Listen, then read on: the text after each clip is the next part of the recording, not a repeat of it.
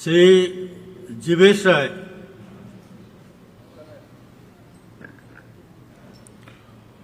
মাননীয় অধ্যক্ষ মহোদয়, 5 মিনিট।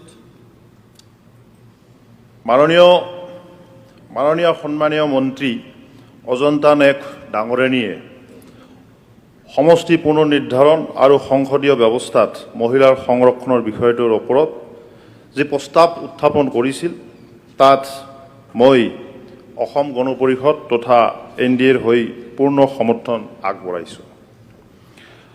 মাননীয় অধ্যক্ষ মহোদয়, সমষ্টি পুনৰ্নিৰ্ধাৰণ আৰু সংসদীয় ব্যৱস্থাত মহিলাৰ সংৰক্ষণে দেশ তথা ৰাজ্যৰ ৰাজনৈতিক প্ৰসাৰত এক নতুন দিশ উন্মোচিত হ'ব।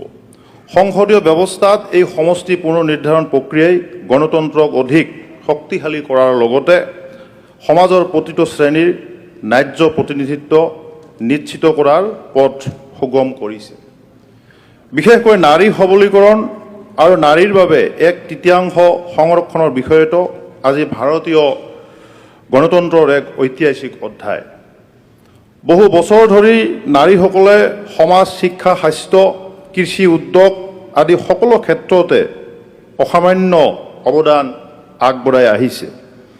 এই অভাৱ পূৰণ কৰাৰ বাবে সংসদ আৰু বিধানসভাত নাৰীৰ বাবে 1/3 আসন সংৰক্ষণ কৰাৰ বিষয়টো এক যুগান্তকাৰী পদক্ষেপ। খন্তেক আগতে বিৰোধী দলৰ এগৰাকী সন্মানীয় বিধায়ক ডাঙৰীয়াই তেওঁ যিদৰে বক্তব্য ৰাখিলে যে বিলখন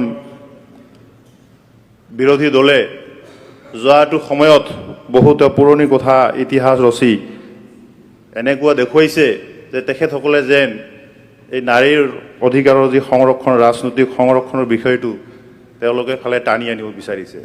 কিন্তু ভাৰতবৰ্ষৰ ৰাইজে, মহিলা আই মাতৃসকলে, ভগ্নীসকলে এই কথা যোৱাটো আমাৰ যি সংসদত ইতিমধ্যে দেখা পাইছিল যে বিৰোধী দলে কিদৰে তাত বিৰোধ কৰি সেই বিলখন পাছ কৰাত নাচাত কৰিছিল।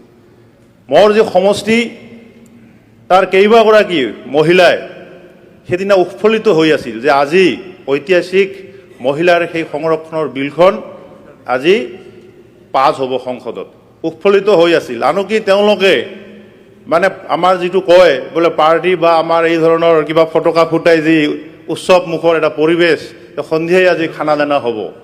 কিন্তু হোৱাৰ লগে লগে যেতিয়াই কংগ্ৰেছে যি ধৰণেৰ বা বিৰোধী দলসমূহে মিলি বিৰোধ কৰা দেখা গ'ল, সঁচাকৈ সেই নাৰীসকলে মনত বহুত আঘাত পাইছে।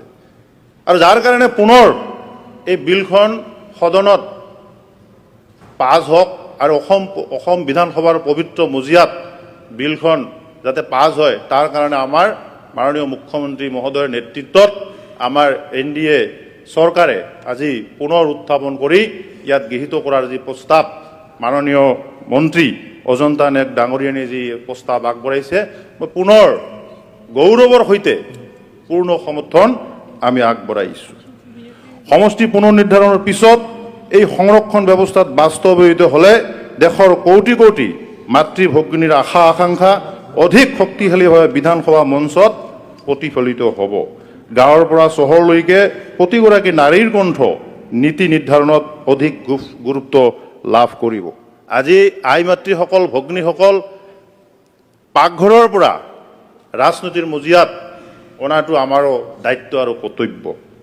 মাননীয় অধ্যক্ষ মহোদয়, মাননীয় নৰেন্দ্ৰ মোদী ডাঙৰীয়াই নেতৃত্বত নাৰীৰ অধিকাৰ আৰু সুৰক্ষিত কৰাৰ ক্ষেত্ৰত আইন গৃহীত হোৱাটো ভাৰতীয় গণতন্ত্ৰৰ ইতিহাসত সোণালী আখৰেৰে লিখা থাকিব।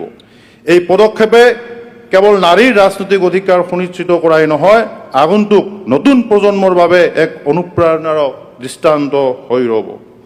আমাৰ অসমতো মাননীয় মুখ্যমন্ত্ৰী ডক্টৰ হিমন্ত বিশ্ব শৰ্মা ডাঙৰীয়াৰ নেতৃত্বত চৰকাৰখনে নাৰীৰ সবলীকৰণৰ কাৰণে বহু কাম কৰি ইতিমধ্যে নজিৰ সৃষ্টি কৰিছে।